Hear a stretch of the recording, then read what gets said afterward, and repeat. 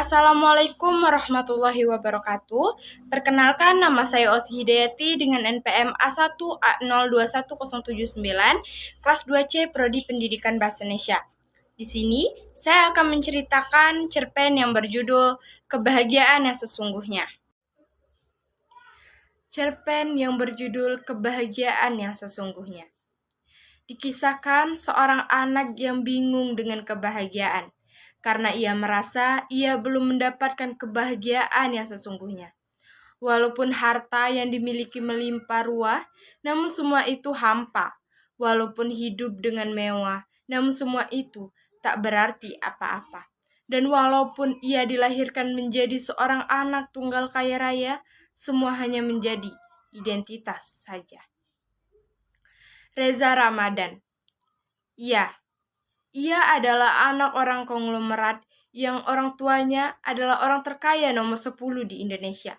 Sedari kecil, ia hidup dengan sangat mewah. Semua keinginannya pasti ia dapatkan, kecuali waktu bersama keluarga. Karena kesibukan kedua orang tuanya, sehingga ia ditinggal bekerja di Belanda. Dan di rumah, ia hanya tinggal berdua dengan pembantu rumah tangga yang ia panggil Bi Ina.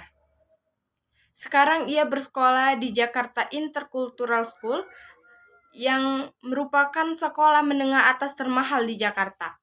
Memang, sedari TK, SD, SMP, hingga SMA, ia selalu berada di sekolah termahal di Jakarta. Bukan tanpa alasan orang tuanya memasukkannya ke sana, karena orang tuanya tidak ingin anaknya salah bergaul dengan orang-orang miskin. Karena orang tuanya beranggapan bahwa orang miskin tidak baik untuk lingkungan anaknya. Jauh dari keluarga bukan berarti ia hidup sangat bebas. Ia dijaga oleh 2 bodyguard yang selalu mengikuti kemanapun ia pergi. Hal itu membuatnya capek. Lelah seringkali ia rasakan. Karena semakin dewasa, ia semakin mengerti dan akan artinya kehidupan. Ia berpikir, sampai kapan ia harus seperti ini? Hidup bagaikan disangkar emas. Akhirnya dia memutuskan untuk menelpon kedua orang tuanya. Halo, Pa, Ma. Oh, hai sayang, apa kabar kamu? Ucap Mama yang sangat excited. Aku nggak mau basa-basi, Ma. Di sini aku mau minta izin sama Mama dan juga Papa untuk aku pindah ke sekolah yang biasa-biasa saja.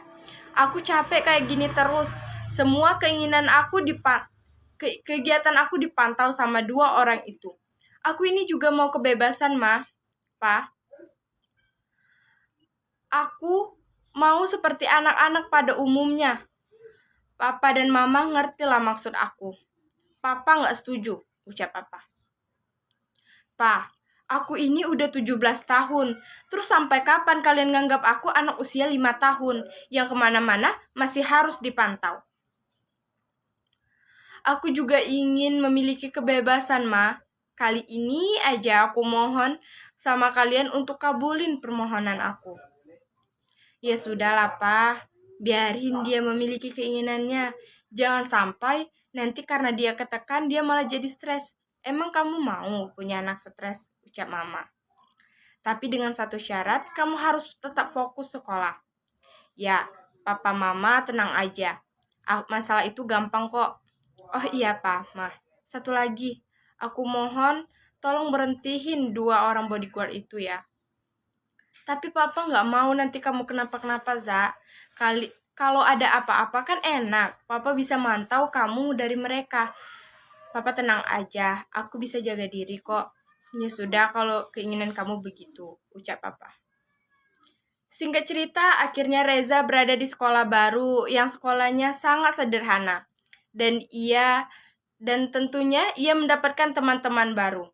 Dan Reza diajak bergabung bersama satu geng yang bernama Black Piston. Geng ini memiliki anggota 5 orang dan ditambah Reza menjadi 6 orang. Dan Reza mulai akrab dengan teman-temannya. Pada suatu malam, ada suatu percakapan di grup WhatsApp mereka. Nanti kita kumpul di tempat biasa ya guys. Aku mau ngenalin anggota baru geng kita, ucap Alex, ketua geng Black Piston. Iya, ucap anggota kelompok lain. Tanpa sadar, waktu sudah menunjukkan pukul 13. Bel sudah berbunyi. Semua murid berhamburan keluar. Mobilku keluar sekolah dengan cepat. Sampai rumah, aku makan, kemudian tidur dan terbangun pada pukul 4 sore. Aku ingat bahwa ada janji dengan anak geng itu. Alex pun sudah mengeser tempat yang akan kami datangi tersebut. Sampai di situ semua sudah datang. Halo guys, kita kedatangan anggota baru, namanya Reza. Ayo Reza, perkenalkan dirimu, ucap Alex. Halo semua, perkenalkan, namaku Reza Ramadan dari Jakarta International School. Salam kenal Reza, ucap anggota kelompok lain. Dan aku duduk dengan mereka. Walaupun aku merasa tidak nyaman dengan tempat ini, namun aku masih bertahan. Mungkin belum terbiasa pikirku. Semua anggota di sini merokok dan meminum minuman alkohol. Reza yang belum tahu apapun seolah biasa saja, dan Alex yang melihat Reza seperti itu tampak mengajak Reza mengobrol. Kamu tinggal di rumah sama siapa? Orang tua kamu? Enggak kok, aku cuma tinggal berdua sama Bi Ina. Orang tuaku ada di Belanda. Oh gitu ya, kamu mau coba ini enggak? Sambil menyodorkan sebungkus rokok. Aku belum pernah coba sih, ucap Reza. Ini saatnya kamu coba, ucap Alex. Pukul sudah menunjukkan 1 dini hari. Untuk ngantuk pun mulai terasa. Ayo pulang guys, udah pukul 1 nih, ucap Alex. Ayo, ucap anggota kelompok lain. Sampai di rumah, Bi Ina membukakan pintu. Kok Aden bawa rokok, ucap Bi Ina.